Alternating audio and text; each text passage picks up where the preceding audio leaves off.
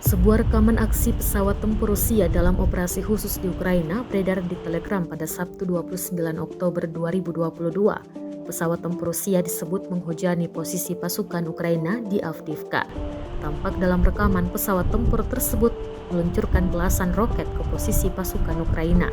Dalam keterangan unggahan, disebutkan penerbangan Rusia beroperasi di area Avdiivka. Sayangnya tidak dijelaskan jenis pesawat yang digunakan dan jumlah korban yang berjatuhan. Penerbangan Rusia serta formasi darat telah menyerang posisi musuh di Avdiivka sejak pagi hari. Rekamannya pun menuai berbagai komentar dari warganet dan diketahui perang yang terjadi di antara pasukan militer Rusia dengan Ukraina hingga Sabtu 29 Oktober 2022 telah berlangsung selama 248 hari.